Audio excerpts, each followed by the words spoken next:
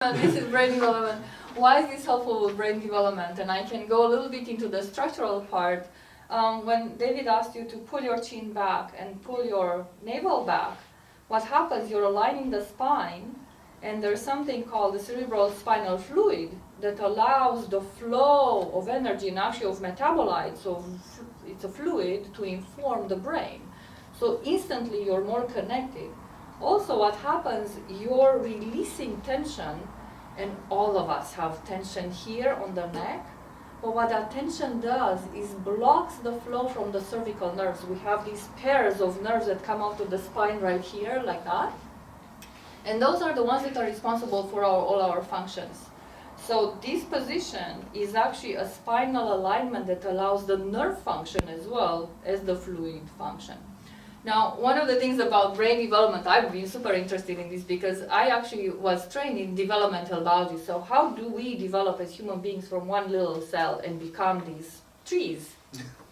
And by the way, I love this analogy of the trees, and I was just starting thinking that, isn't that beautiful to think of us as a forest of different types of trees? But going back to brain development, it's not just this part of the brain.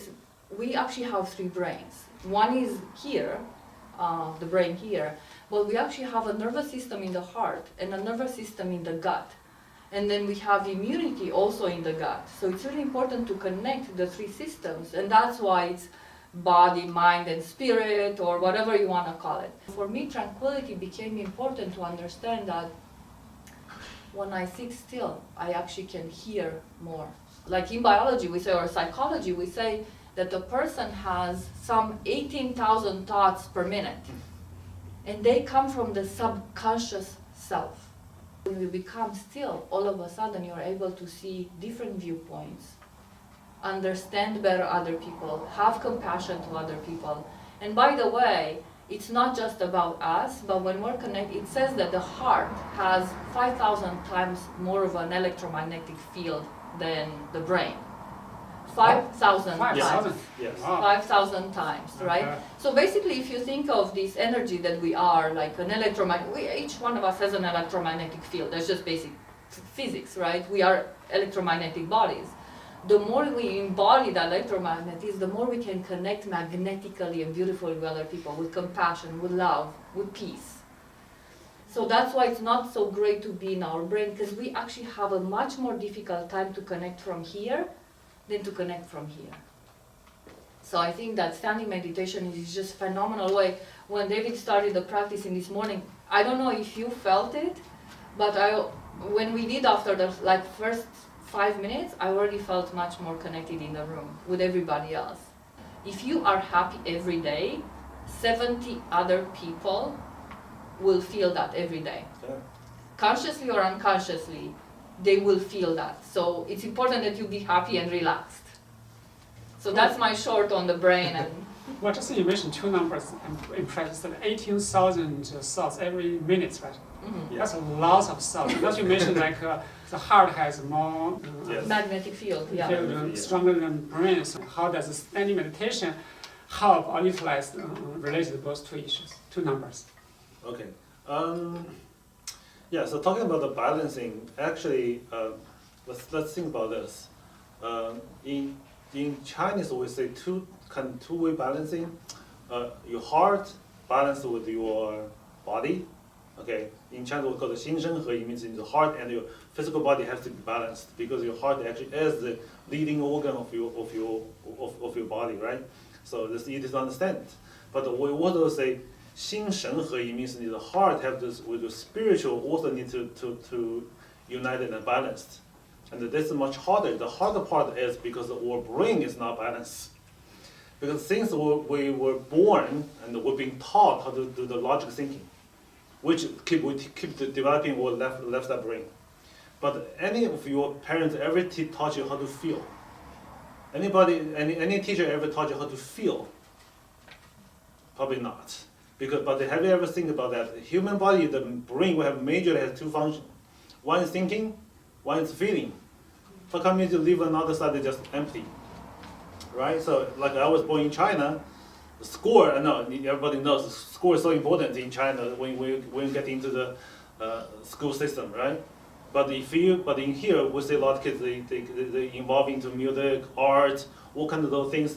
That help you to develop your feeling. But people don't get this idea. It's not clear. Okay, people don't really focus on that.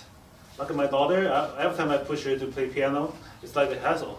But I'm still doing that because I know that's really, and I can see how much that really help her brain changing.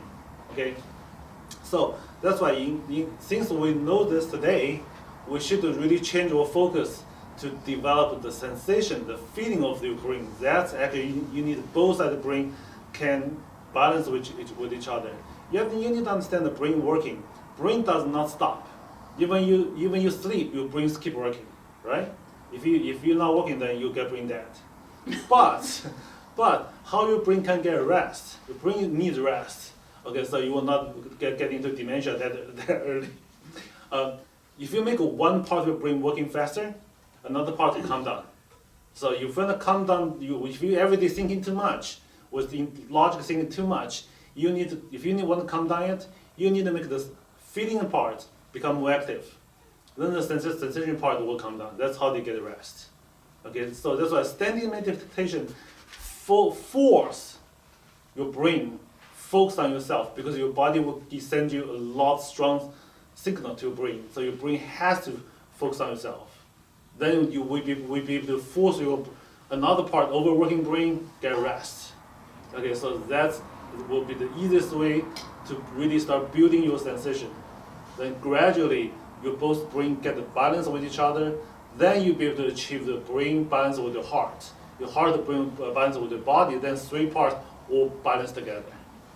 Dr. Hao explained it's so beautiful about the brain, right? So don't actually underestimate the power of your brain. And I love what you said about the brain works even when you're sleeping. That's a great thing. Why? Because we are constantly surrounded by information. The brain has actually an underestimated enormous capacity to self-organize. It self-organizes information. You put a lot in there during the day, and at night, without you knowing, it does all this job of organizing the information that you collected during the day. But that's why this tranquility and this stillness is important, because unless you give it that way, it becomes overwhelmed. So think about it as a friend, how much do I give my brain to execute?